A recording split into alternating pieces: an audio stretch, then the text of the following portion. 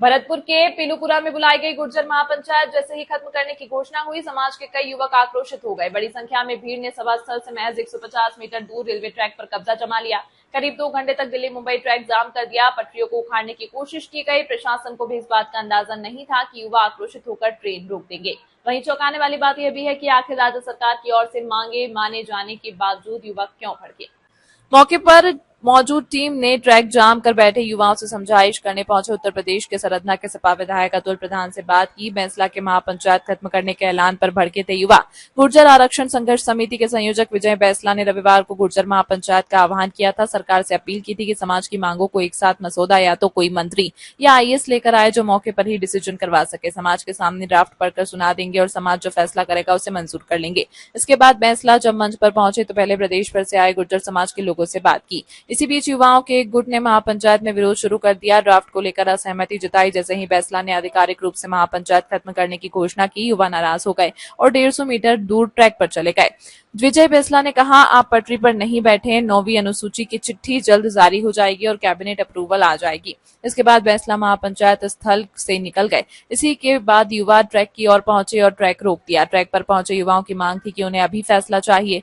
Draft में लिखा था 7 दिनों के भीतर भर्ती परीक्षा और 372 पदों का निर्णय लिया जाएगा। युवा इसी बात पर सबसे ज्यादा नाराज नजर आए। ट्रैक जाम कर बैठे एक प्रदर्शनकारी ने बताया, महापंचायत किस लिए बुलाई थी? जो शहीद हुए थे उनके घर वालों को आज तक नहीं संभाला। 80 दिन से गुर्जर समाज के युवा धरने पर हैं। युवाओं का कहना था कि सरकार तुरंत फैसला ले। प्रधान ने कहा, 5% आंदोलन को लेकर 9वीं अनुसूची में शामिल करना हो या रीट के 372 अभ्यर्थियों की बात हो, मुकदमे वापस होने चाहिए। मृतक आश्रितों को नौकरी मिलनी चाहिए। मैं युवाओं को धन्यवाद दूंगा कि उन्होंने हमारी बात मानी। ट्रैक को खाली कर दिया, लेकिन 29 जून तारीख का समय रखा गया है। सिकंदरा में फिर से महापंचायत होगी। समाज के लोग इकट्ठा होंगे और अब तब तक सरकार मांगे मान लेती है तो ठीक है।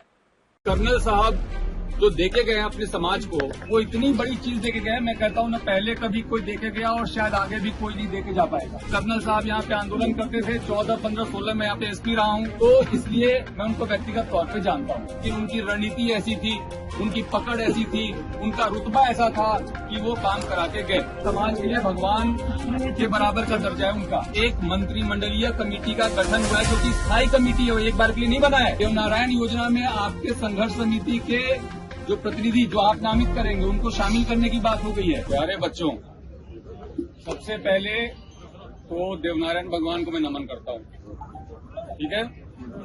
विराज महाराज की, ठीक है।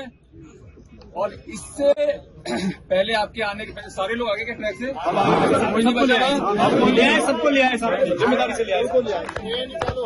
देखो, जो सबसे बड़ी जो बात थी और जो कर्नल साहब जो देके गए हैं अपने समाज को, वो इतनी बड़ी चीज देके गए हैं, मैं कहता हूँ ना पहले कभी कोई देके गया और शायद आगे भी कोई नहीं देके जा पाएगा। मानते हो इस बात को? एक तरीके से समाज के लिए भगवान के बराबर का दर्जा है उनका। जिस तरह से संघर्ष किया और जो देके चले गए, कई बार हम मांगते रहते हैं, प्रयास करते रहते हैं, मिलता नहीं है, लेकिन उनकी रणनीति ऐसी थी, उनकी पकड़ ऐसी थी, उनका रुतबा ऐसा था कि वो काम करा के गए, ठीक है।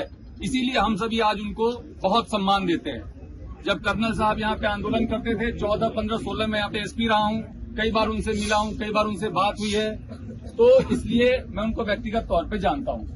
अब जहाँ बात बच्चों की थी, जो हमारे 372 वाले बच्चों की मांग उठाई, कहाँ गया बच्चा वो, ये है, और बाकी और साथी लोग हैं। एक बात बड़ी छोटी सी और मोटी सी समझने वाली थी कि हम लोग यहाँ पे 372 पद पे नौकरी मांगने के लिए तो आए थे ना, कि जो हमारा अधिकार है हमें दे दो, जो हम मानते हैं हमारा अधिकार है। और जाकर के जब हम ट्रैक पे बैठ गए तो क्या होगा, उसका परिणाम पता है आपको? जीवन भर नौकरी नहीं मिलेगी। समझते हैं इस बात को? रेलवे एक्ट का मुकदमा लेगा तो जीवन भर नौकरी नहीं मिलेगी। तो हम कर क्या रहे हैं? और मैं इसलिए वहां से चल के आया। बात ये थी कि पुलिस को नहीं जाना चाहिए, लेकिन मैं इसलिए चल के आया कि ये बच्चे अपने लिए कर क्या रहे हैं।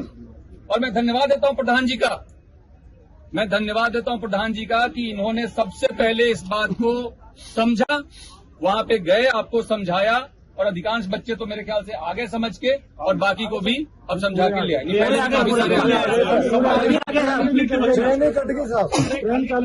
बहुत बढ़िया। तो आप लोग इस बात को समझो कि एक तो प्रशासन, सरकार और समाज अलग अलग नहीं है, ठीक है।